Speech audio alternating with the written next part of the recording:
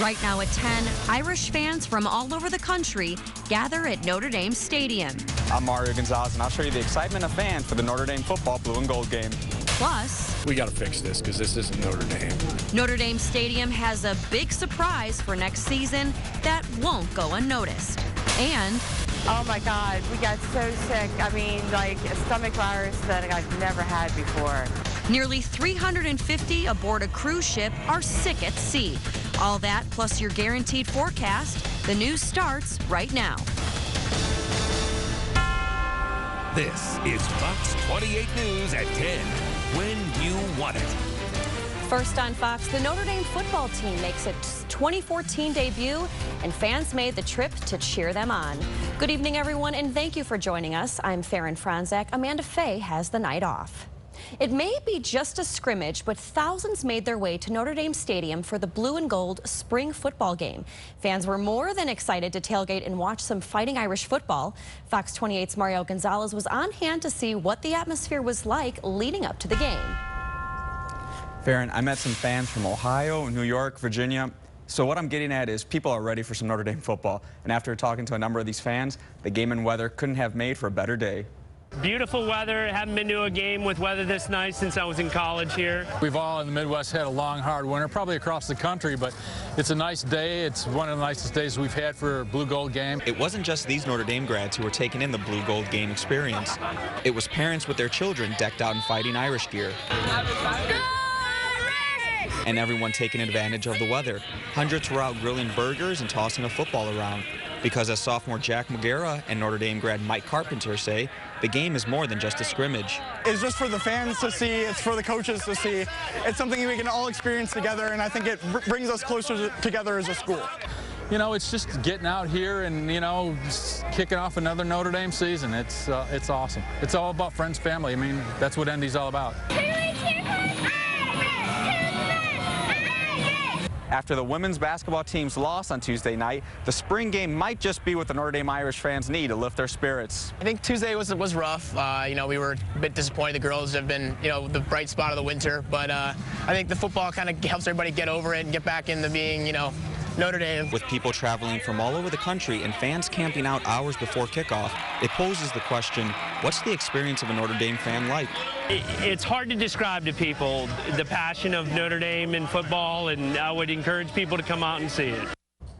Those kids were so cute. And Fair, actually, one of the couples I met from New York, they make the trip from New York to Notre Dame 6 times a year. But, you know, they're Irish fans, so I guess we can't say that we're surprised to hear that. 6 times. Well, that, I would say, are a bunch of super fans right there. Well, Adam will cheer. We'll have much more on the game later on in sports in the newscast. Well, this was the last time Notre Dame fans will see the team play on grass, because in the fall, the football field will have artificial turf. The installation of the field turf will start right after graduation in May, and the university is hoping to be done by August 15th.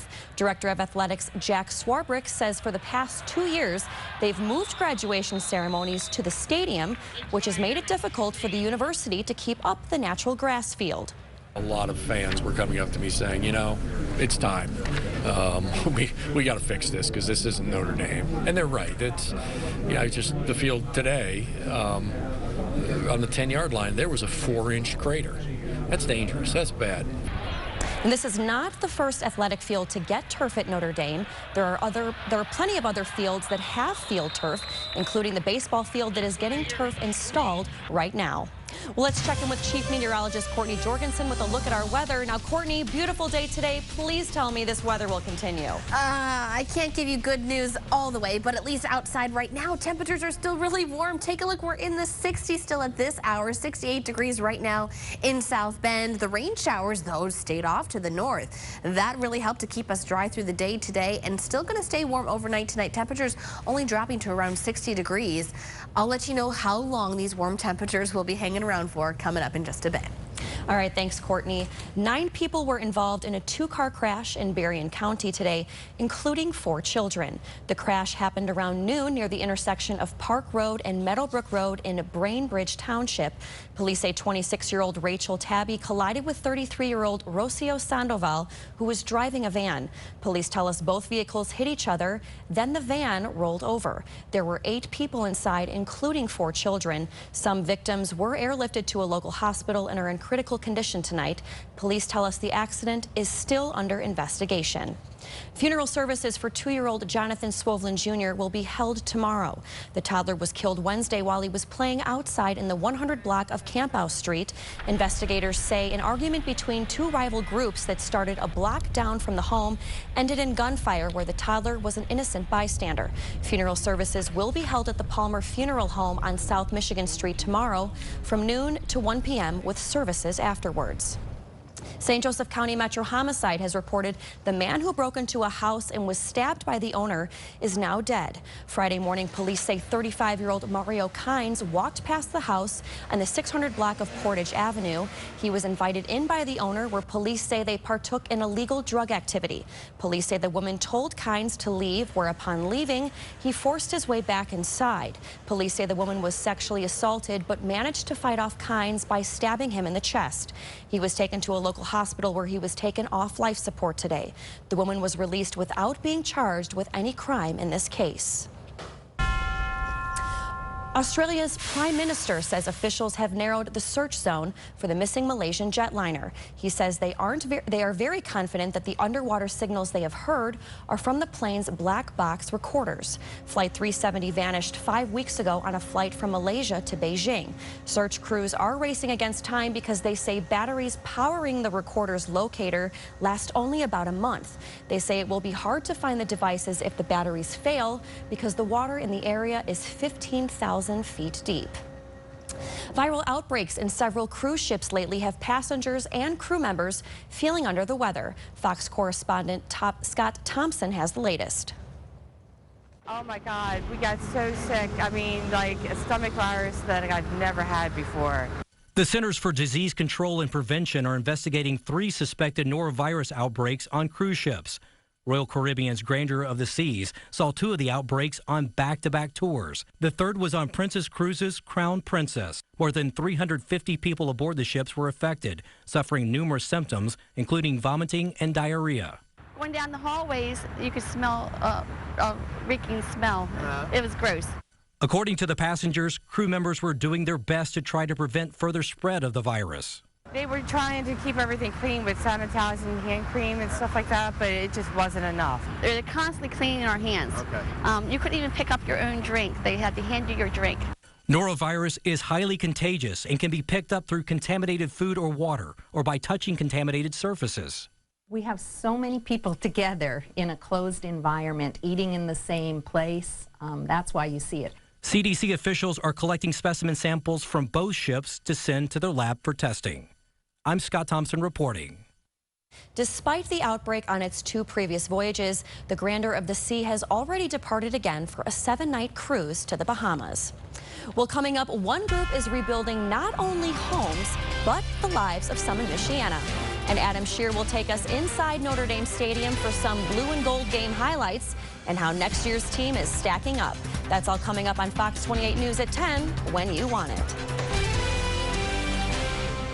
In high definition, you're watching Fox 28 News at 10 with Amanda Fay, meteorologist Courtney Jorgensen, and sports with Adam Shear. Fox 28 News, when you want it.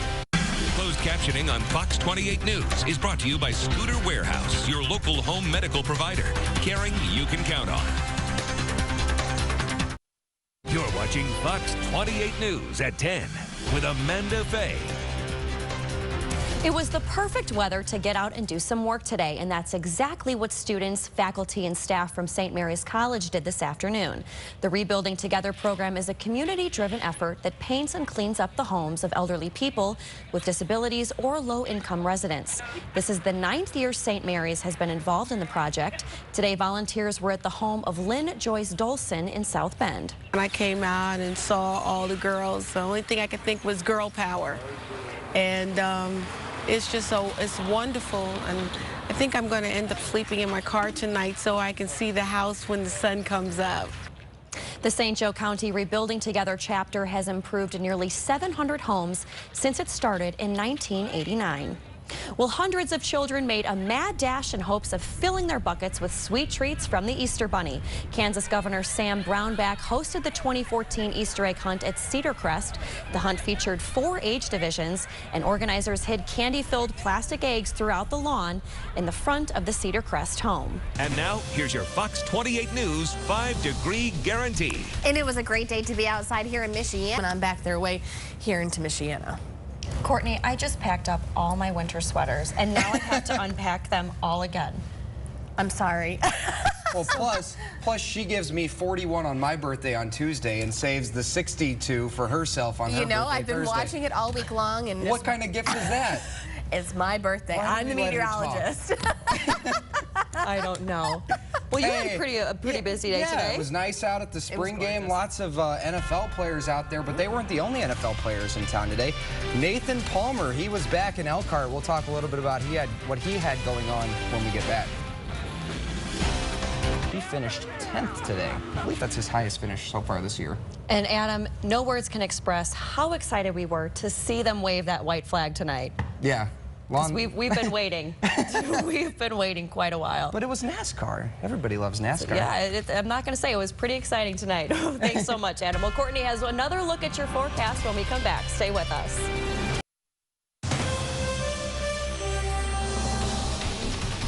As we head into tomorrow, still another warm day. Temperatures in the low to mid 70s, but you'll notice a lot of cloud coverage and a chance for some showers and maybe some thunderstorms as well. That's mainly going to come later on in the day. A few isolated showers earlier are possible as well too, but the bulk of the rainfall really comes Sunday night and into Monday morning. That's when the cold front does finally sweep its way through.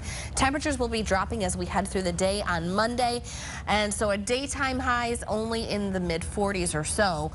As we head into Tuesday, well, you might see a little bit of snowfall out there, but I'm not expecting a lot, so don't worry too much, okay? As we head into Wednesday, things do start to shape up. By the time we get to my birthday on Thursday, 62 degrees, not looking too bad. Every time I hear snow, I just think, oh gosh, I can't.